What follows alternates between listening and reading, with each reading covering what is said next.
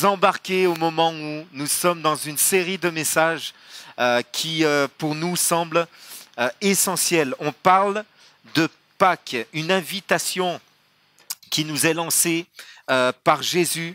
Pâques, c'est l'une des fêtes, si ce n'est la fête la plus importante des chrétiens. Il y a Noël, bien sûr, Noël c'est très connu, mais le but de Noël c'était Pâques. Si Jésus est venu, c'est pour Pâques. Et donc on est en cette période.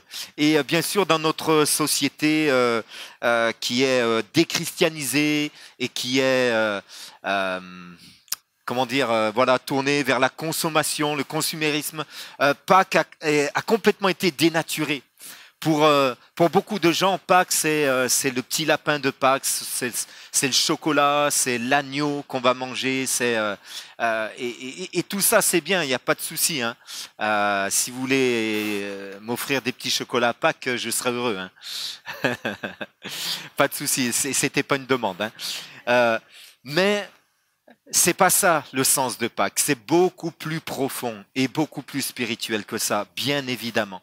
Et on est dans cette série de messages sur une invitation. Vous avez un message et aujourd'hui on va être invité dans le parcours, on suit le processus, le parcours de Jésus jusqu'à sa résurrection. Et on est aujourd'hui à Golgotha, une invitation à Golgotha. Golgotha, c'est quoi? C'est le lieu, l'endroit où Jésus a été crucifié. Alors c'est juste étonnant déjà de recevoir une invitation pour aller dans un endroit de souffrance, et de souffrance atroce et terrible. Juste peut-être ceci, au passage, un détail. Golgotha n'a pas été, la croix du moins n'a pas été inventée pour Jésus. La croix était un instrument de supplice romain largement, très largement répandu. J'ose pas dire des centaines de milliers, mais c'est sûr des dizaines et des dizaines et des dizaines de milliers de personnes ont été crucifiées. Mais ce qui a marqué l'histoire, c'est la crucifixion de Jésus-Christ. Donc il y a lieu à Golgotha. Tout le monde voit cette image où Jésus est pendu au bois, pour reprendre l'expression biblique, suspendu littéralement au bois, avec les brigands, un brigand à chaque côté. Et c'est un endroit douloureux, c'est un endroit de souffrance atroce. Et j'entre pas aujourd'hui dans une description détaillée des souffrances. J'ose recommander, mais les âmes sensibles, abstenez-vous. J'ose recommander le film de Mel Gibson, La crucifixion, c'est ça? La passion du Christ, merci. La passion du Christ. Alors, c'est très particulier, mais honnêtement, quand on étudie le texte biblique, c'est très très proche. Il y a bien sûr une interprétation parfois du rôle de Marie dans tout ça avec lequel on peut discuter. Mais concernant les souffrances de Christ, c'est vraiment ça. Et les Romains étaient ingénieux au mal. Ils étaient très, très bons. Et leur but avec la crucifixion, ce n'était pas l'exécution d'hommes qui étaient rebelles au régime romain. Le but, c'était que de donner un exemple. Regardez les souffrances qui vous attendent si vous résistez aux Romains. Et donc, pendant des jours, ça durait des jours. Et les gens voyaient les condamnés souffrir pendant des jours, et diminuer petit à petit et agoniser littéralement jusqu'à étouffer. On mourait d'épuisement et d'étouffement à la croix en réalité. Et l'appui qu'on avait sur les jambes permettait de respirer parce que on avait la respiration coupée avec une position telle qu'elle est sur la croix. Et à la longue, les condamnés n'avaient plus la force de se relever pour reprendre la respiration. Donc c'était une très lente agonie. Et c'est pour ça que, je rentre au final dans les détails quand même, je suis désolé, et c'est pour ça qu'on venait briser les jambes des condamnés quand ça durait trop longtemps, des jours durant, pour qu'ils n'aient plus la force de se relever et de reprendre leur respiration. Et donc ils étaient pendus, suspendus et pendus au bois. Et ce n'est pas arrivé pour Jésus parce que la Pâque approchait. Et que selon la tradition juive, il ne fallait pas que qu'on laisse un mort pendant la Pâque ou qu'on touche un mort pendant la Pâque. Donc si Jésus ne mourait pas avant de célébrer la Pâque juive, ils auraient dû le laisser tout au long de la Pâque, comme ça, suspendu au bois. Et il a été percé sur le côté, il est mort avant que la Pâque juive soit célébrée. Et pour vérifier sa mort, il a été percé sur le côté. Donc Jésus nous invite, chacun d'entre nous, à nous arrêter à Golgotha, à cet endroit de souffrance. On accepte facilement les invitations de Jésus lorsqu'il vient nous bénir, lorsqu'il vient nous encourager, lorsqu'il vient consoler nos cœurs, guérir nos cœurs, lorsqu'il vient guérir nos corps également, lorsqu'il vient nous nourrir avec une parole qui nous rapproche de Dieu le Père. Et tout ça, c'est très bon. Jésus a fait tellement de bien. Mais le but ultime qui nous rapproche, l'acte ultime qui nous rapproche de Dieu, c'est Golgotha. C'est le prix que Jésus a payé. On va voir ensemble aujourd'hui qu'au travers de la croix, donc Jésus n'était pas qu'une victime, vous l'avez bien compris, si vous avez suivi la série de messages. Si ce n'est pas le cas, on vous invite à aller voir sur le site internet, vous pourrez réécouter toute cette série de messages. Mais Jésus nous invite à venir considérer le prix qui a été payé pour nous à la croix. Et on verra dans un deuxième temps les grâces qui nous sont accordées à la croix. Et pour cela, je voudrais qu'on lise ensemble, il y a le texte de Luc au chapitre 21, bien sûr, mais je voudrais qu'on lise ensemble Ésaïe 53. Le prophète Ésaïe n'était pas un contemporain de Jésus. Il a vécu 600 ans, environ 600 ans avant Jésus-Christ. Mais il était un porte-parole de Dieu et il a annoncé de manière très précise les souffrances de Jésus-Christ, 600 ans avant. Ésaïe, chapitre 53. Et on va lire les 5 premiers versets. Qui a cru à notre prédication? À qui le bras de l'Éternel a-t-il été révélé? Il a grandi devant lui comme une jeune plante, comme un rejeton qui sort d'une terre toute sèche. Il n'avait ni beauté, ni splendeur propre à attirer nos regards. Et son aspect n'avait rien pour nous plaire. Méprisé et délaissé par les hommes, homme de douleur, habitué à la souffrance, il était pareil à celui face auquel on détourne la tête. Nous l'avons méprisé, nous n'avons fait de lui aucun cas. Cependant, ce sont nos souffrances qu'il a portées, c'est de nos douleurs qu'il s'est chargé. Et nous l'avons considéré comme puni, frappé de Dieu et humilié. Mais lui, il était blessé à cause de nos transgressions, brisé à cause de nos fautes. La punition qui nous donne la paix est tombée sur lui, et c'est par ses meurtrissures que nous sommes guéris. C'est l'un des textes les plus beaux et les plus précis. Quand je dis beau, c'est par la précision, qui décrivent prophétiquement les souffrances de Jésus-Christ. Et non seulement les souffrances, on a parlé un petit peu de l'agonie de la croix. Mais pourquoi Jésus faisait ça? Pourquoi a-t-il accepté cette souffrance? Et le prophète Ésaïe, avec le verset 5 ici, nous donne la raison essentielle. Il a payé le prix et il était brisé pour nos transgressions. Jésus a effacé mes transgressions. Il était brisé pour mes transgressions. Et je voudrais qu'on réalise ce matin que ce sont nos transgressions envers Dieu qui l'ont cloué à la croix. C'est parce que Jésus a payé le prix de mes transgressions à la loi de Dieu qu'il a été crucifié. Chaque fois que je pêche, contre Dieu et contre sa loi, contre sa parole, je crucifie le Seigneur Jésus. Chaque fois que je transgresse la volonté de Dieu pour ma vie, c'est comme si j'enfonce moi-même la couronne d'épines sur la tête du Seigneur. Chaque fois que je choisis de désobéir au plan de Dieu pour moi, je crucifie moi-même le Seigneur Jésus sur la croix. Le procès qui accourt actuellement, on en a parlé la semaine dernière, pour connaître qui est le coupable de la mort de Jésus. Ce procès qui a été réouvert, en réalité, est fermé le jour où Christ a donné sa vie. Il n'a plus raison de courir ce procès, parce que Jésus mourait pour mes péchés. Il n'y avait aucune erreur, nous l'avons compris. Et même si tout était injuste dans son procès et dans sa condamnation, ce qui était juste aux yeux de Dieu, c'est qu'il mourait pour chacun d'entre nous.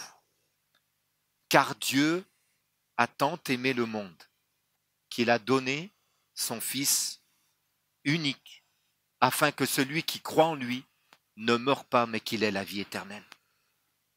Et c'est pour ça que Jésus a accepté de mourir à la croix. Il a payé le prix de mes transgressions à la loi de Dieu. Nous avons tous transgressé la loi de Dieu. Nous avons tous failli devant la loi de Dieu. On peut se trouver toutes les raisons du monde. Peut-être nous avons même des bonnes raisons. Mais la réalité, c'est que nous avons transgressé la loi de Dieu. Et la Bible nous dit clairement que la loi de Dieu est parfaite, qu'elle est bonne, qu'elle est sainte, qu'elle est juste. Dieu n'est pas injuste. Sa loi est bonne. La loi de Dieu nous dit que celui qui pêche, c'est celui qui doit mourir. L'âme qui pêche, c'est celle qui mourra. Donc je devais mourir à cause de mes transgressions. Je devais payer le prix de mes péchés envers Dieu. Mais Jésus a pris ma place. Et il a porté mes transgressions. Il est mort pour mes transgressions. Vous connaissez, il y a un peu plus d'1 an, nous avons assisté à un drame en France. Cet homme, Arnaud Beltrame,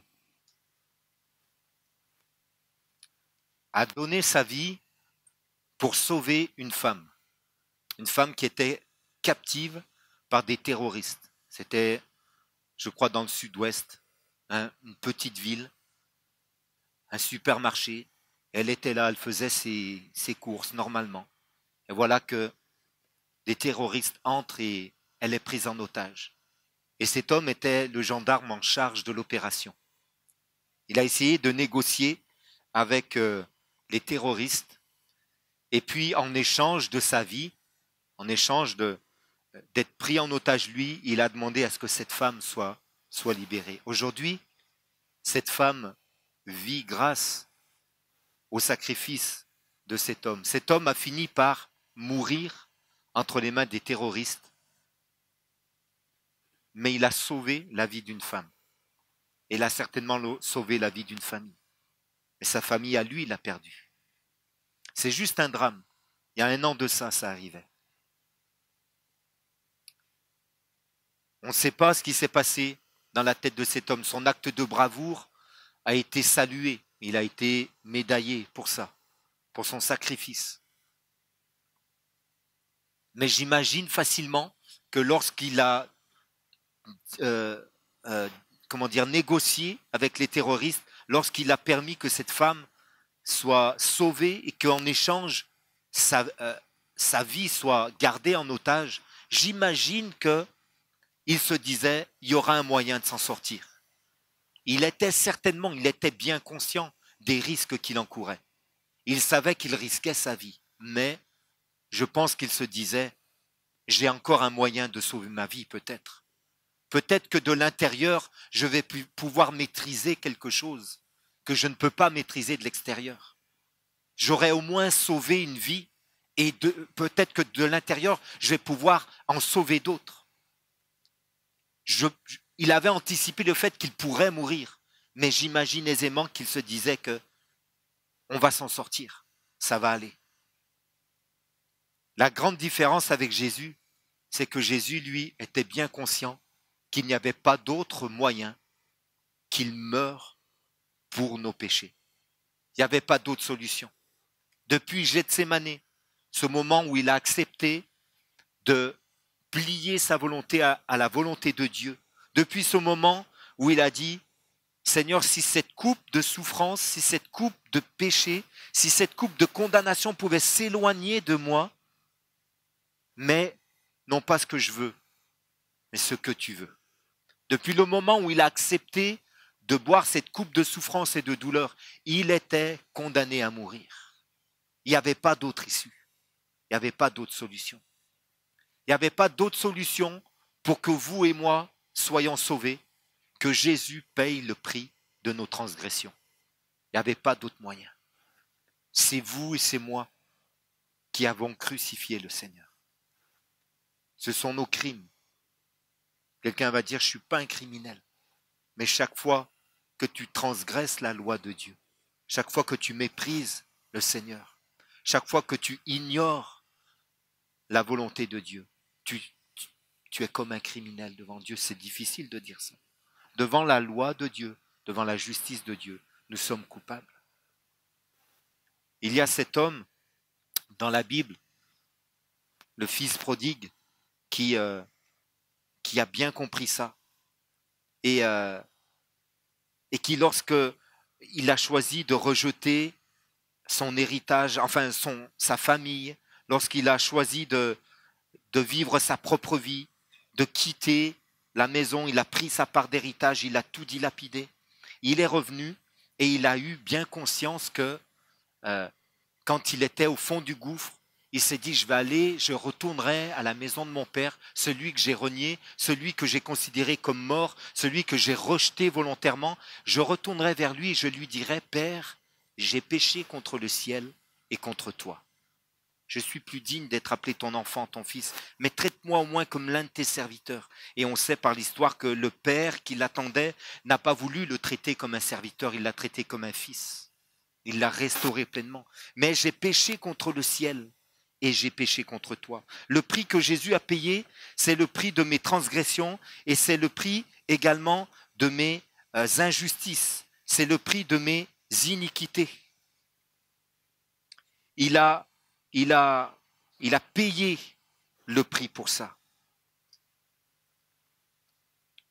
Et lorsque Jésus était crucifié, il était également crucifié chaque fois que je faisais du mal à quelqu'un dans ce monde.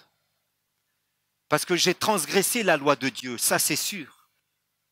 J'ai fait du mal à Dieu, je l'ai blessé en choisissant de désobéir, en choisissant d'être le maître de ma propre vie, c'est sûr. En l'ignorant, je l'ai blessé, j'ai transgressé sa loi. Mais j'ai également blessé des gens par mes actes d'injustice, mes actes injustes. Et chacun d'entre nous, en réalité, nous avons fait ça. Nous avons tous été celui qui a causé ou celle qui a causé du mal, volontairement ou même involontairement, mais même souvent volontairement. Nous avons blessé des gens. Nous avons été peut-être des agresseurs. Nous avons été peut-être de ceux qui ont fait du mal en médisant, en trompant, en mentant, en volant, en méprisant quelqu'un. On a blessé des gens. Et Jésus a porté sur lui le prix de mes injustices faites aux autres. Chaque fois que je transgressais la loi de Dieu, il a payé le prix pour ça. Mais chaque fois que je faisais du mal aux autres, il a également payé le prix pour ça. Et c'est ce que cet homme, ce jeune homme a compris. Il dit, j'irai vers mon père et je lui dirai, mon père, j'ai péché contre le ciel et j'ai péché contre toi.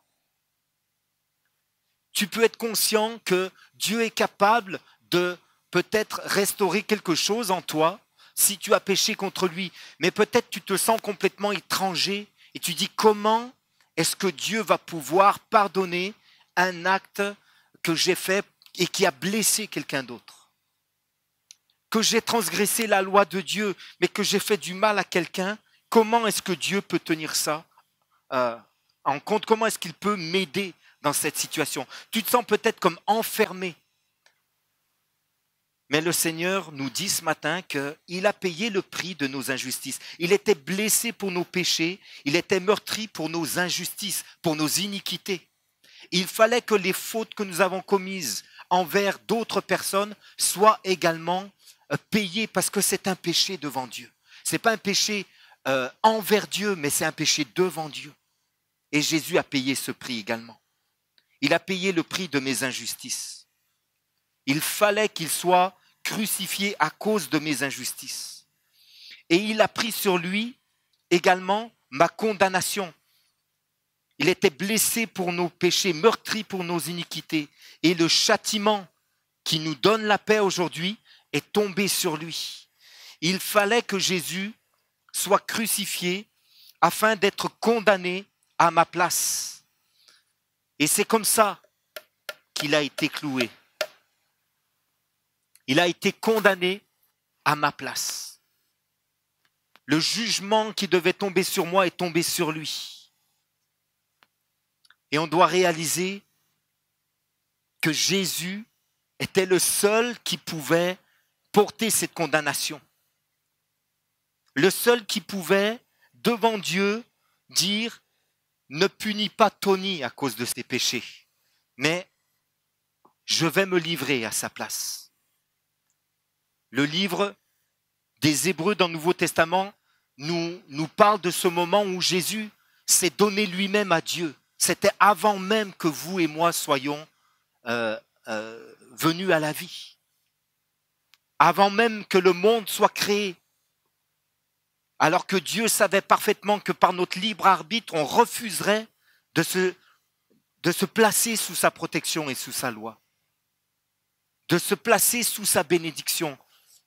Jésus a dit, en réalité, Père, tu n'as jamais voulu les sacrifices d'animaux, ni toutes ces offrandes.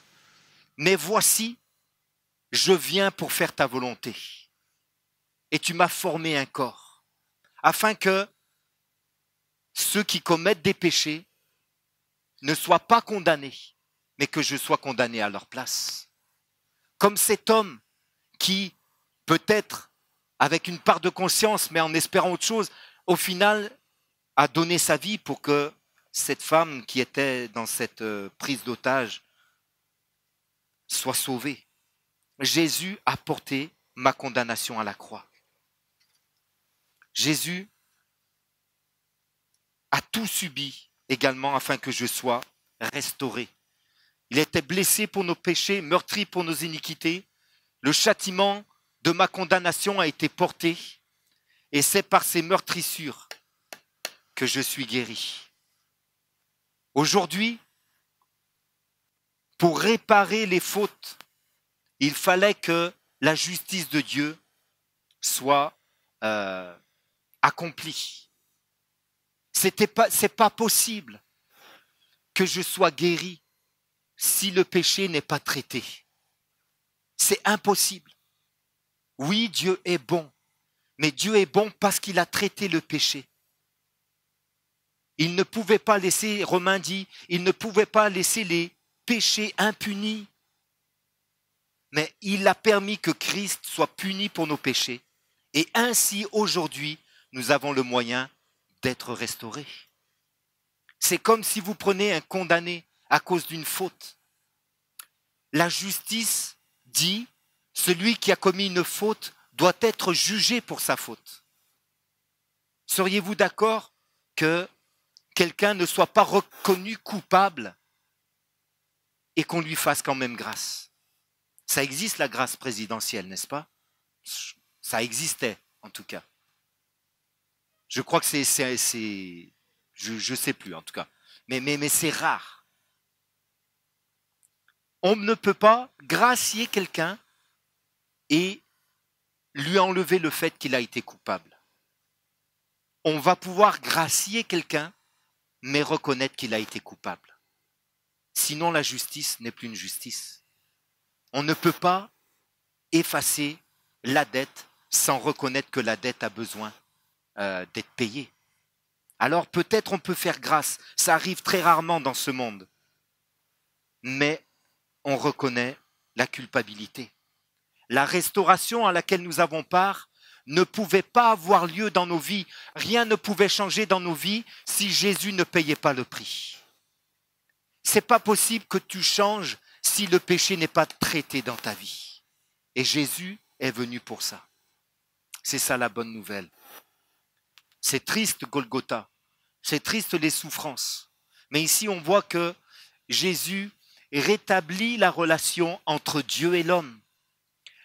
Les transgressions à la loi de Dieu, le prix a été payé. La condamnation qui pesait sur nous, le prix a été payé. En fait, la condamnation a été accomplie. La relation entre les hommes, les injustices peut-être qu'on a fait subir aux autres, ne pouvaient pas rester impunies. Il fallait que Jésus paye le prix, chacune de nos fautes. Et peut-être pour restaurer les cœurs, restaurer les blessures, ceux peut-être qui ont subi des injustices. Il fallait également que Christ paye de sa vie pour ça. Il fallait que toutes les souffrances qu'on a causées, qu'on a subies, soient payées quelque part par la croix de Christ. Il rétablit la relation avec Dieu, il peut rétablir les relations entre les hommes également. Celui qui a commis des injustices peut aujourd'hui non seulement être pardonné par Dieu, mais il peut également se pardonner lui-même. Parce que d'abord, il est pardonné par Dieu. Et ensuite, il a le pouvoir de changer, parce que Christ a traité le problème du péché à la croix. C'est ça la bonne nouvelle. Il fallait une action radicale contre le péché, contre tout le mal qu'on a pu causer. Christ a tout payé à la croix. Le prix a été payé, mais également, on voudrait vous dire que grâce à ce prix qui a été payé, il y a également des grâces qui nous sont accordées aujourd'hui. Et ça également, ça vient de la croix. Parce que Christ a payé le prix pour nous, nous pouvons être rendus justes aux yeux de Dieu. Parce que Christ a payé le prix à la croix, nous pouvons être pardonnés aujourd'hui. Parce que Christ a payé le prix à la croix, nous sommes rachetés de notre vaine manière de vivre. Parce que Christ a payé le prix à la croix, nous sommes libérés de la puissance du péché. Êtes-vous d'accord avec ce que la Bible dit? On devrait acclamer le Seigneur alors pour sa bénédiction. Amen.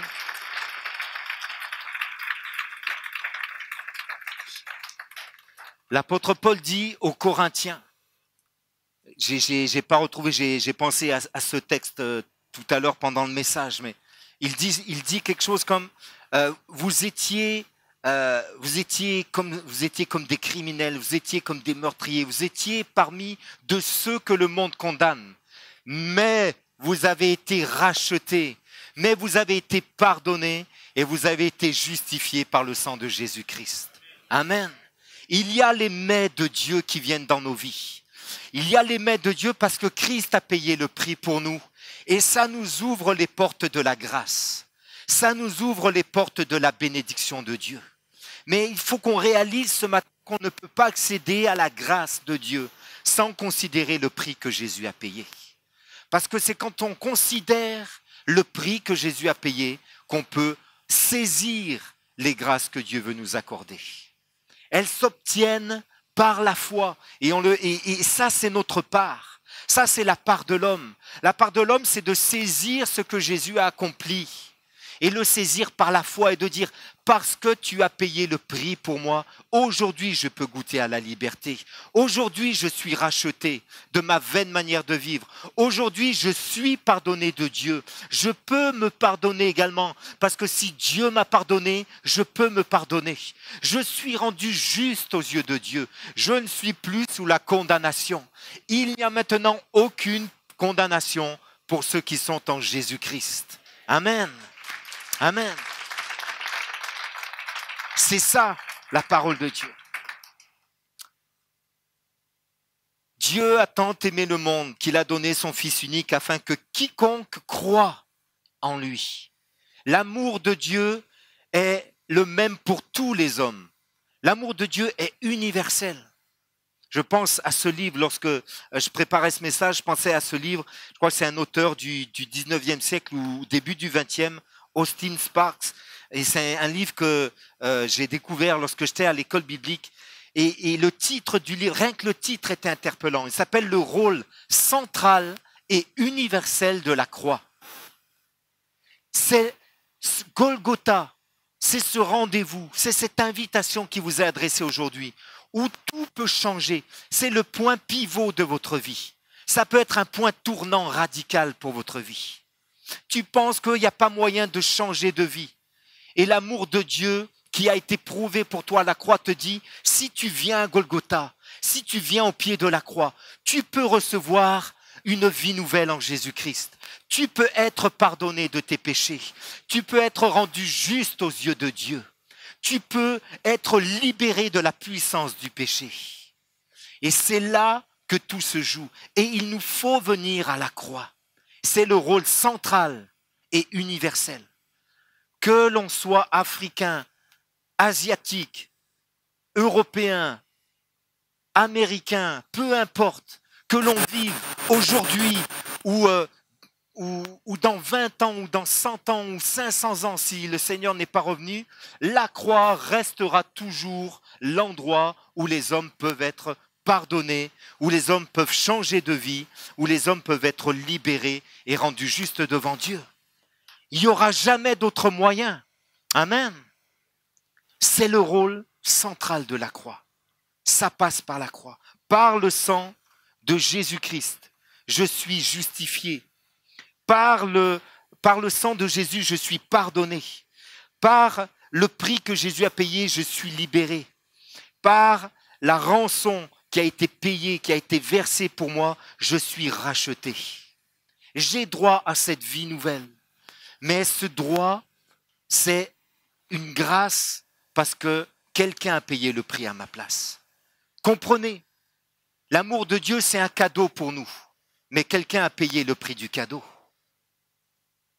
Vous savez, lorsqu'on vous fait des offres commerciales, lorsque vous allez acheter quelque chose et qu'on vous offre la TVA, vous inquiétez pas. Le vendeur va payer la TVA. Mais quelqu'un va payer, c'est sûr. Et c'est pareil avec le Seigneur. Vous avez été racheté, vous avez été pardonné, vous avez été justifié par le sang de Jésus-Christ. La croix, quelqu'un dit, la croix, ce n'est pas seulement le paiement de ta dette. La croix, c'est la révélation de ta valeur aux yeux de Dieu. Est-ce que tu le crois ce matin? Avec la croix, Jésus te dit, oui, j'ai payé ta dette, mais je l'ai payé parce que tu es important. Je l'ai payé parce que je t'aime. Je l'ai payé parce que je ne voulais pas que tu meures dans tes péchés. Je l'ai payé parce que je ne voulais pas que tu sois condamné. J'ai été condamné à ta place. Je l'ai payé parce que je voulais que tu sois libre dans ta relation avec Dieu. Je l'ai payé parce que je voulais que tu sois libre dans ta relation avec les hommes. Je l'ai payé parce que je voulais que tu sois guéri des blessures que le péché a causées dans ta vie. Et je veux traiter le péché dans ta vie. Amen. L'apôtre Paul dit, lorsqu'on prend le baptême d'eau, on s'identifie à la mort et à la résurrection de Jésus-Christ. C'est très fort, les amis. C'est comme ça que que peut être traité le péché dans notre vie. Ça veut dire que je suis conscient que Christ est mort à ma place. Et aujourd'hui, je veux mourir, moi aussi, au péché. J'ai plus besoin d'être condamné, pas besoin d'être crucifié, mais je reconnais que Christ l'a été pour moi. Alors, je veux plus vivre sous le péché, et je veux vivre en nouveauté de vie. Amen. C'est possible. Il y avait ce chant magnifique qui disait « Tu peux naître de nouveau, tu peux tout recommencer, balayer ta vie passée. » Vous connaissez ça? Et repartir à zéro avec Jésus pour berger. Amen. C'est pas juste une grâce que Dieu nous fait comme ça. Il a fallu que Jésus paye le prix. Combien veut dire, Seigneur, je veux considérer ton amour ce matin. Je veux considérer que grâce à toi, je peux changer de vie. Vous savez, c'est comme, je termine avec cette image, c'est comme les légionnaires. On a une particularité en France. On a la Légion étrangère. La Légion étrangère, c'est un corps de l'armée française qui est composé de gens qui ne sont pas français forcément, mais qui le deviennent. Des gens qui peuvent venir de partout dans le monde. Des gens qui viennent, et bien souvent, en réalité, ce sont des gens qui n'avaient plus aucun espoir. Des gens qui peut-être ont été des criminels. Des gens que la société rejette. Mais ils viennent dans ce corps d'armée et on leur donne une nouvelle identité. On leur donne un nouveau nom.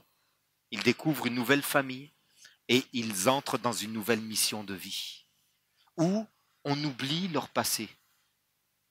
Où on repart à zéro avec eux. Et on leur permet de servir la France. Et bien de ceux qui réussissent à entrer dans la Légion étrangère sont extrêmement reconnaissants. Parce qu'ils étaient condamnés là où ils étaient. Ils n'avaient plus de vie en réalité. Mais on leur a donné cette nouvelle vie. J'allais dire cette chance. Comprenez que si des hommes sont capables de faire ça, Dieu est capable de le faire à bien plus forte raison pour nous. Amen. Peut-être que la Légion étrangère, et c'est sûr, leur donne un cadre où ils peuvent être contenus, mais ça ne va pas changer radicalement leur nature à l'intérieur. La différence avec la croix, c'est que Dieu est capable de changer notre cœur. Je prendrai votre cœur de pierre et je mettrai en vous un cœur de chair, dit le Seigneur. Amen. Voici la nouvelle alliance que je traiterai avec ceux qui croient en moi. Et il parle de cette alliance que Jésus-Christ a signée de son propre sang pour nous. Il a signé un traité de paix entre Dieu et toi. Il a signé une nouvelle identité pour ta vie. Il a signé une vie où tu n'es plus sous la condamnation. Il a signé devant le tribunal de Dieu en disant « la dette est payée ». Il a signé pour que tu ne sois plus isolé et seul dans ce monde, mais que tu sois dans la famille de Dieu. Tu as été racheté. Tu n'es plus seul, tu n'es plus un étranger. Tu es de la famille de Dieu. Amen. Par le sang de Jésus-Christ. C'est tout ce que le sang de Christ a signé pour nous. On ne peut pas aller vers Pâques sans considérer cet immense amour de Dieu pour nous. On va ensemble avoir un temps de prière maintenant. J'aimerais vraiment qu'on puisse s'approcher de Christ ensemble. Amen. Est-ce qu'on peut juste prier, fermer nos yeux un instant? Seigneur Jésus, on est reconnaissant de ton amour. Seigneur, comment ne pas réaliser, Seigneur, ce que tu as accompli pour nous? Ta parole dit, il n'y a pas de plus grand amour que de donner sa vie pour ceux qu'on aime. Et toi, tu as donné ta vie pour nous, Seigneur Jésus. Ta parole dit que tu es l'agneau de Dieu qui s'est livré pour nos péchés. Tu étais comme cet agneau, comme une brebis muette devant ceux qui le tondent. Tu n'as rien dit lorsqu'on t'a crucifié, Seigneur.